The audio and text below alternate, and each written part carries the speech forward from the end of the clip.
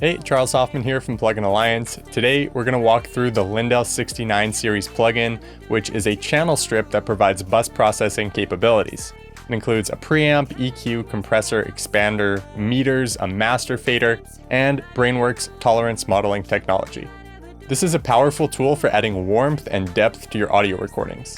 It's designed to emulate a Helios Type 69 channel, a powerful Helios F760 compressor limiter, along with the warmth of a 3-band pre-EQ 69 and 2-band passive 69. So let's start by looking at the Lindell 69's different modules.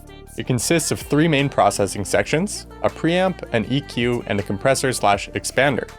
Each section is designed to work together seamlessly to create a rich, full-bodied sound that adds tons of analog character to pop, hip-hop, rock, and electronic arrangements. There are 2 components included with this product. The first is the comprehensive Lindell 69 channel, while the second is the Lindell 69 bus.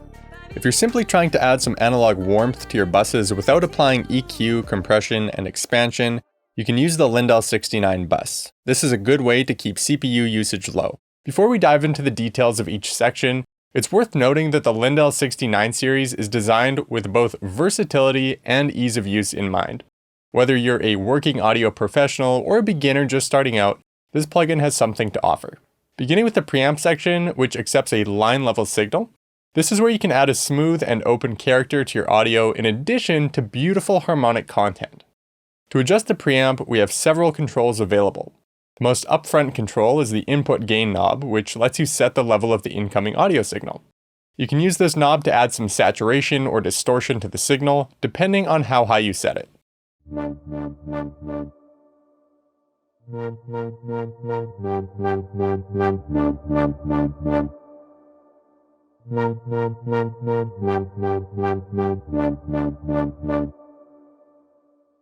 The THD control modifies the amount of harmonic distortion introduced by the device's virtual circuits, with the middle position causing the device to behave like an unmodified version of the emulated circuit.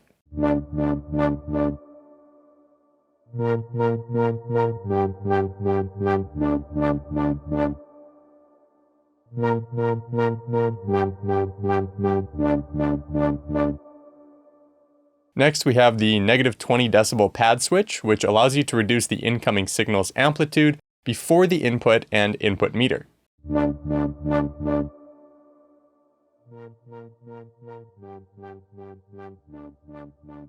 The meter switch toggles the input meter between the input signal coming into the plugin after the -20 decibel pad, or the output signal leaving the plugin.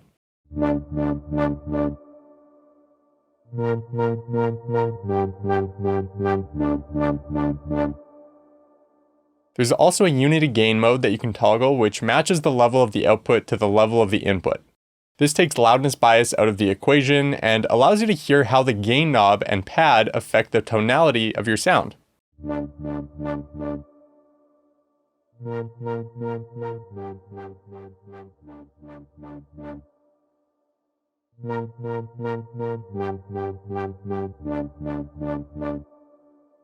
The Lindell 69 series includes a 3-band EQ section that allows you to modify the tonal balance of sounds, giving bass more power, guitars more fuzz, vocals enhanced clarity, and drums additional air. This EQ has a smooth and musical response, allowing you to shape sounds in a way that sounds very natural. There's a high shell filter that you can use to tame top-end harshness or brighten sounds with a selectable center frequency of 6, 10, or 14 kHz.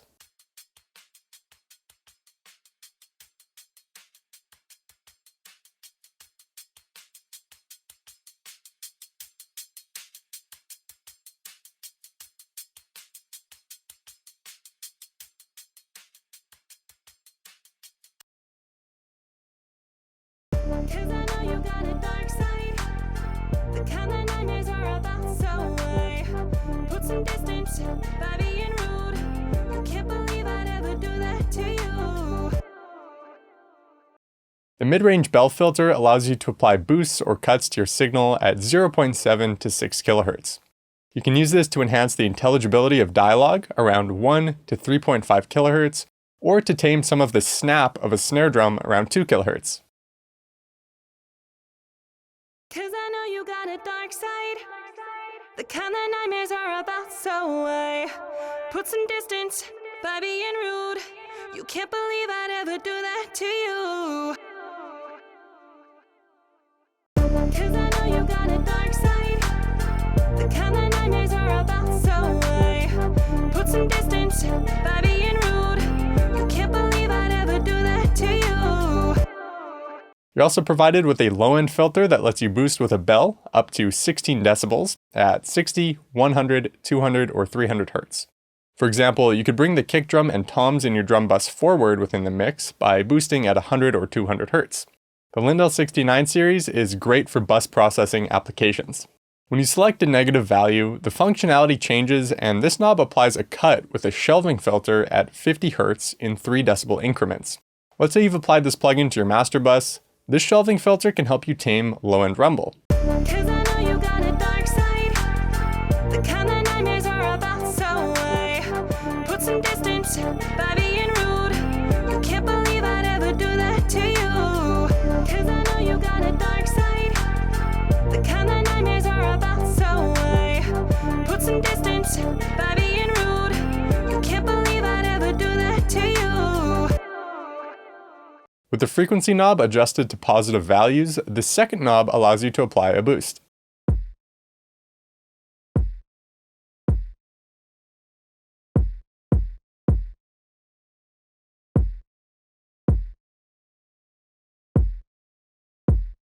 Cause I know you got a dark side. The kind that nightmares are about, so I put some distance by being rude. You can't believe I'd ever do that to you. The in switch toggles the EQ on and off, allowing you to add or remove it from your signal chain. You can rearrange its position in your signal chain by toggling between pre and post. When set to pre, the EQ processes your signal before compression and expansion, and when set to post, the EQ processes your signal after compression and expansion. Finally, there's a filter switch that allows you to remove low-end rumble using a high-pass filter set to 40 or 80 Hz, with the low position disabling this feature. The Lindell 69 series FET compressor module allows you to reduce the dynamic range of audio signals. Let's say you tracked a dynamic vocal performance where your performer is saying quiet and then loud, quiet and then loud. This is common, but it presents an issue. These level differences need to be controlled so that the vocals sit appropriately within your mix. This compressor module takes the audio that's too loud and brings it down in level. So how loud is too loud? Well, that's what you decide using the threshold knob.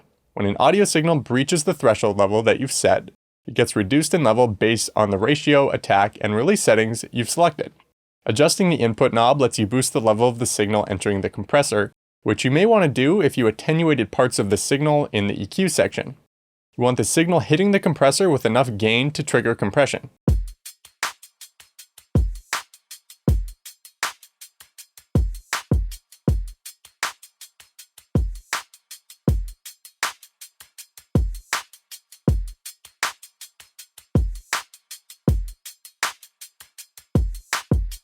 So how much gain reduction do you want to apply to your audio when it breaches the threshold level?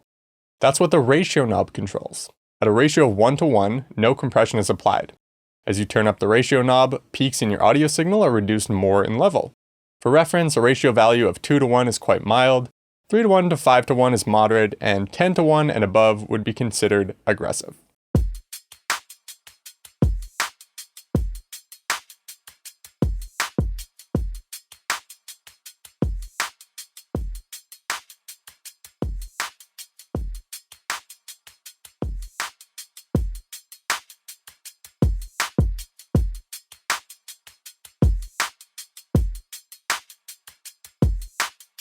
The attack switch dictates how quickly compression is applied when your signal hops above the threshold level. Fast mode uses a 0.025 millisecond attack time, mid mode uses a 2.5 millisecond attack time, and slow mode uses a 25 millisecond attack time.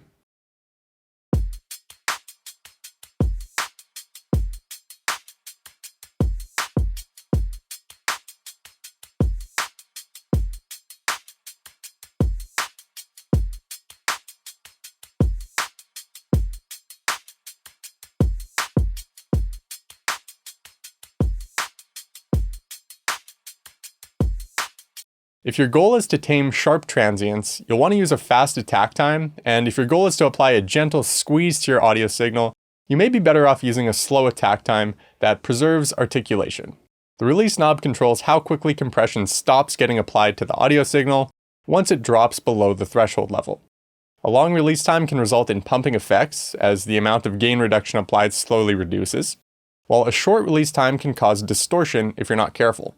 The goal is to strike a happy medium that caters to your audio material. For example, if you're processing abrupt and transient rap vocals, you'd probably use a faster release setting than if you were processing a long and drawn-out pop vocal. A good starting point for vocals will be around 50 to 100 milliseconds, and you can make adjustments from there. 'Cause I know you got a dark side, the kind that nightmares are about, so I put some distance by being rude. You can't believe I'd ever do that to you. 'Cause I know you got a dark side, the kind that nightmares are about, so I put some distance by being rude. You can't believe I'd ever do that to you. The Sidechain High Pass filter affects the signal triggering the compressor, not the signal being affected by the compressor. For example, if I turn up the high pass filter knob, it's not going to cut away the low end of the signal that you're hearing.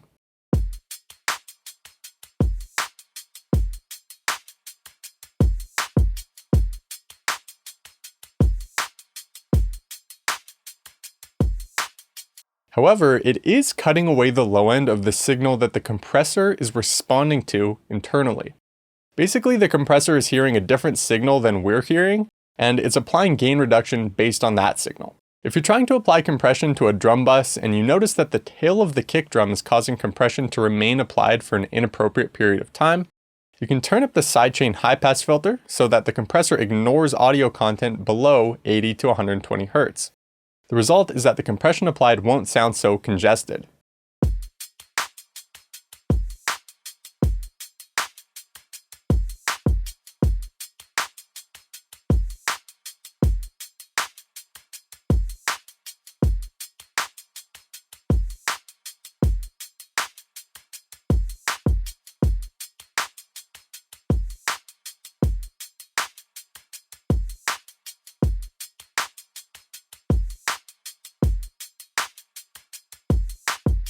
Activating the limiter switch enables a built-in limiter with a fixed threshold you can use to aggressively tame transients.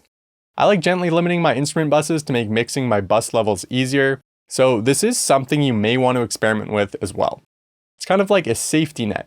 You won't get transients sticking out of your mix when individual tracks sum together in unexpected ways. Up top, there's a mix knob that allows you to apply parallel compression within the plugin, blending together an uncompressed and compressed version of the signal.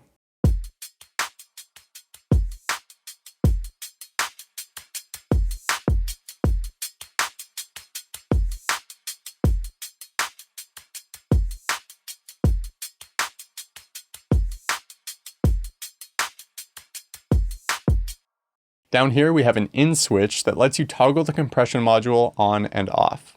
There's also a Nouveau filter that filters the compressor's sidechain circuit, which compensates for the natural 3 dB per octave slope of music.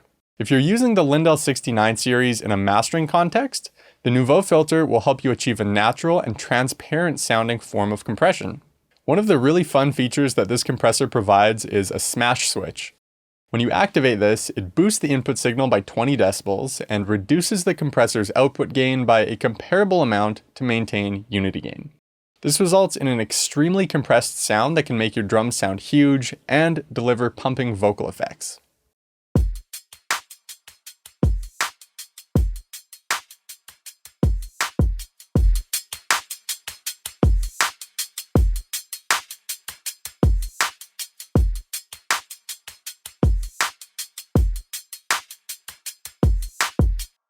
An expander increases the dynamic range of audio signals, opposite to what a compressor does.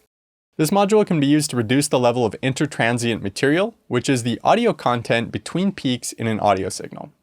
You can use this feature to create classic gated reverb effects to make your drums sound massive, or automatically reduce the level of background noise between segments of dialogue for a podcast.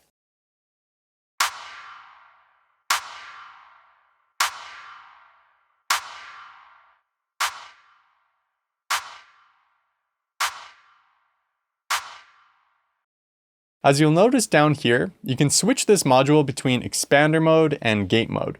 The expander operates in feed forward mode, and the noise gate operates in feedback mode.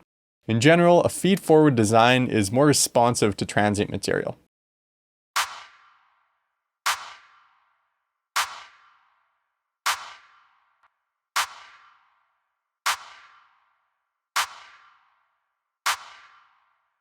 The threshold knob works similarly to the compressor's threshold knob and dictates the level at which gain reduction is applied.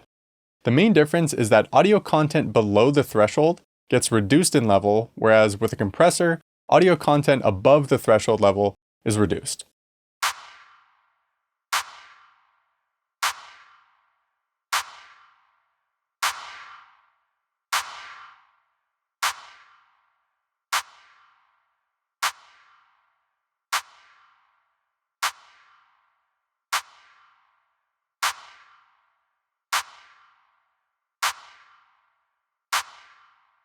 The range knob controls the amount of gain reduction applied when the expander/gate is active.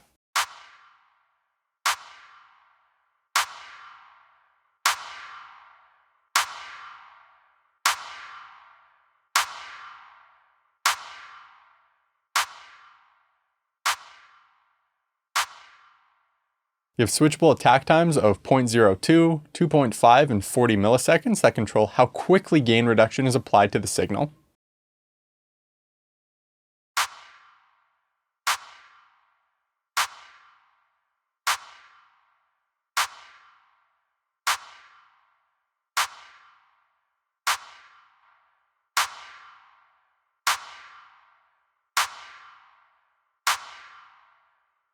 Release times range from 25 milliseconds to 1.6 seconds. This knob controls how quickly gain reduction stops being applied when your signal jumps above the threshold level.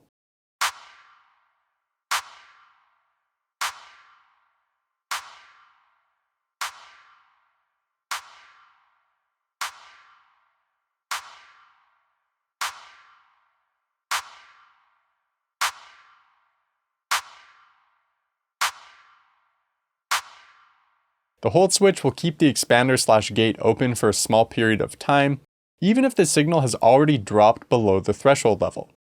If you're working with a really transient and sporadic signal, this can help prevent a stuttering effect and keep things sounding natural.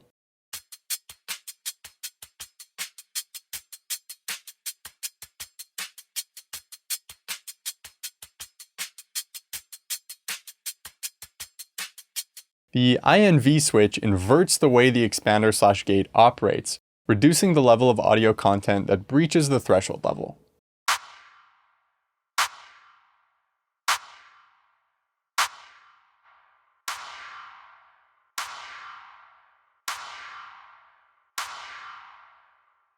Tolerance modeling technology, or TMT, is a unique feature developed by Brainworks. Every piece of hardware processing gear and every circuit within that hardware is unique. As a result, two of the same hardware EQs or compressors aren't going to sound and behave exactly the same. TMT models these small differences, and you can select between different TMT channels. Essentially, this is like swapping between different hardware EQs or compressors of the same series. You can link the channels so that the TMT channel is applied to both the left and right. It's possible to choose random TMT channels within just this plugin by selecting one, but it's also possible to randomize the TMT channels of every Lindell 69 series plugin in your session by clicking all. You may want to do this if you're running each of your instrument buses through an instance of this plugin and want to add some subtle organic randomization. When I'm using this feature, I'll hit one of the randomize buttons a few times until I find a sound I like and then leave the channels where they're at.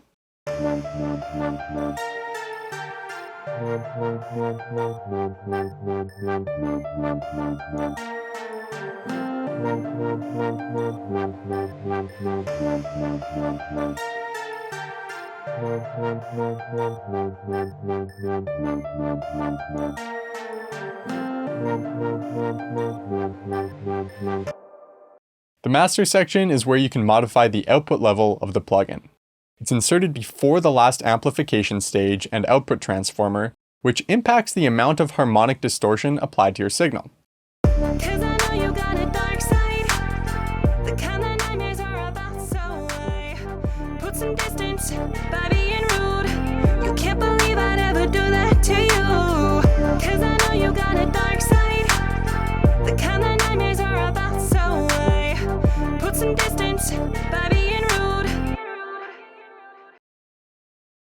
Cut mutes the plugin's output.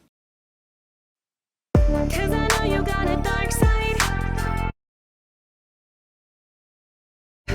Put some distance by being rude. And phase inverts the phase of the signal. 'Cause I know you got a dark side. The kind that nightmares are about, so I put some distance by being rude. You can't believe I'd ever do that to you. I should also mention that the console's summing provides a natural and cohesive sound, which is desirable for modern productions, allowing you to add depth and dimension to your mixes. There's some additional features in this drop-down menu up top. The first is a calibration setting that allows you to adjust the calibration level between a real digital dBFS level and virtual dBu level in simulated circuits. Next up, there are various oversampling options. Higher values cause the plugin to respond more accurately to peaks in the audio signal, preventing possible distortion during DA conversion. The main downside to higher values is increased CPU usage. Other than that, it's a matter of preference. Sometimes I like how lower values thicken my percussion, giving up some transient detail in the process. There's a noise option that allows you to toggle analog noise on and off. You can also push this setting to every other instance of the Lindell 69 in your session. The limiter sensitivity setting affects how the compressor limiter responds to incoming audio material. Low decreases the input level and increases the output level, resulting in less gain reduction. Selecting normal does not adjust the input or output level, which results in more gain reduction. There's a UI zoom menu that lets you scale the size of the Lindell 69. Finally, there's a compressor external sidechain feature. When you turn this on, the compressor responds to the plugin's external sidechain input, rather than the signal of the track you've applied the plugin to. There's also an option to apply the same behavior to the expander. Let's listen to a final before and after with the Lindell 69 series applied to various tracks, buses, and my master track. 'Cause I know you got a dark side. The kind that nightmares are about, so I put some distance by being rude. You can't believe I'd ever do that to you. You can download a 14-day fully functional trial of the Lindell 69 through the link below. If you're subscribed to Plugin Alliance's Mega Bundle, this plugin is included in your subscription at no extra cost. If you want more walkthrough videos like this appearing in your feed, make sure to subscribe to the Plugin Alliance YouTube channel. Thanks for watching, and I'll see you next time. Can't